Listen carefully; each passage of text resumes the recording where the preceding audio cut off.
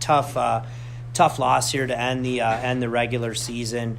I thought we just really dug ourselves a hole, in particular in the first 10 minutes of the game. That was really hard to dig out of, really at any time, especially being as thin as we are. You have to expend a lot of energy. And so I didn't think our energy level was very good early on either end. Having said that, UNLV, sometimes it's the way basketball goes, they also made several two-pointers off the dribble, early in the game. And sometimes, that's the way it goes. And they didn't make all those in the second half either. I thought some of that stuff evened out, and clearly our defense in the second half was really good.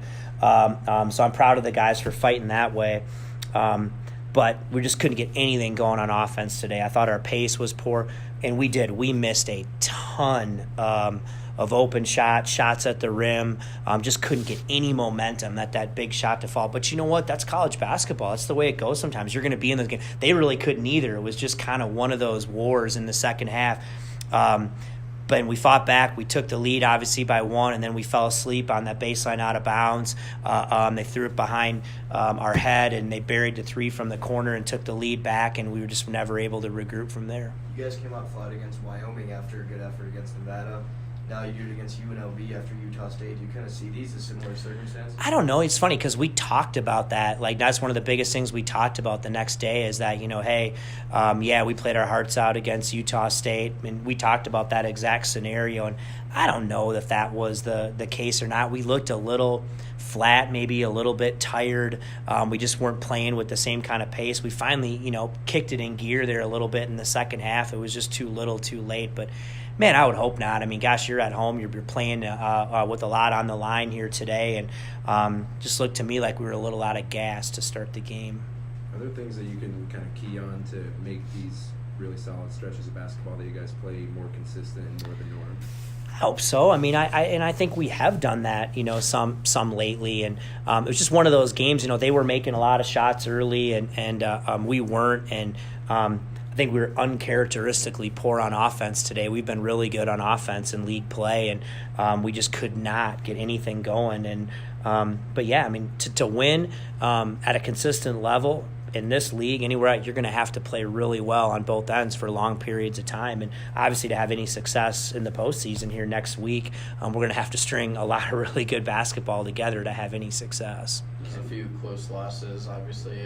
Does it kind of show, these tight games show sort of a learning curve, the difference in winning those type of games? I hope so. I mean, you're going to be in close games, if you want to be good, and you got to find a way to win those close games. And I mean, you're going to come down. You got to do the details well. All the little things matter, and I think that does matter. It's funny, we did work on this scenario in practice, yesterday, and same thing. We executed a couple things really well, I thought, down the stretch. But just too many mistakes. We didn't recover on a ball screen once at the dunk. We fell asleep on that baseline out of bounds play. And in a close game like this, especially when you're not scoring, all those things are just magnified. And so I hope it's something that we can learn from moving forward. Yeah, Hiram back today. Do you expect to have him take the game? I don't know. It's too bad. I mean, he came back and, he hadn't practiced in 10 days. He practiced yesterday. Thought he felt pretty good. Felt good this morning. He wanted to play. We gave him a run, and, his first run out there, he felt like he tweaked his ankle again and couldn't go. So I really have no idea. I mean, obviously, for us, hopefully we can get some depth, back would be really nice, for our team going in there. But hopefully he'll recover quickly. But, yeah, we felt good about playing him. He said he felt good, and he practiced yesterday a little bit, and but he wasn't able to go again after his first run. We talked about Adam's confidence as a shooter throughout the season. Over the last couple games, you've kind of seen him attack the lane a little bit more. He got stuffed in that Utah State game, but comes right back today, goes through contact, almost draws the hand one. What does that say just about his development? I just love the way that kid's grown this year. I mean, you just look at where he was and where he's come. He's, not hesitating, playing with so much confidence, developing a game off the dribble, attacking, playing fearless. I look at the numbers here today. I thought he had some good defensive rebounds for us today. I think he's getting better defensively.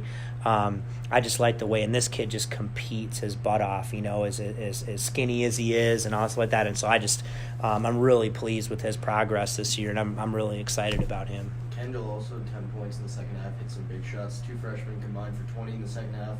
How much does this game just put all of their progression, both of them, into Huge, and Kendall's the same way. I think that, it's the proverbial wall, but those guys aren't freshmen anymore. They've played a ton of minutes now and have been in all these games, and they're go-to guys for us. And I think that's huge. It's obviously, you've seen it, I think, in their progression throughout this season. But I think it's huge. To me, it just, accelerates the learning curve for them moving forward here in our program. And they're both about the right things. They're everyday guys. They're competitive. I should go find some wood here. They haven't missed a day of practice all year. They haven't missed a workout. They've been there every day. They're in the gym. They're doing what they're supposed to be doing. And so, those guys have a bright future.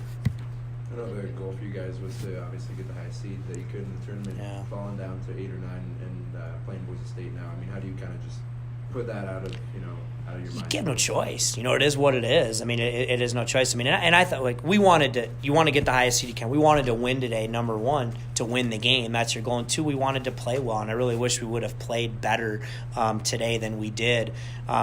But at the same point in time, I mean, we could have won today and still got the A seed too, in theory. You know what I mean? That could have happened. And so it is what it is. You got to beat everybody. You can't worry about that. You got to go down there. It's one game at a time.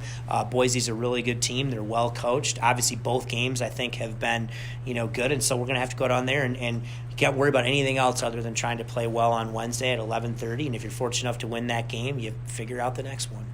With it being senior day, what can you say about Robbie and JD's goals this past season? Starting with Robbie, Robbie's been through a lot, man, in his career, in a lot of ways. And so I'm really proud of some of the things that he's overcome as a person. And I hope that he has got something out of being with us for a year, and he's a great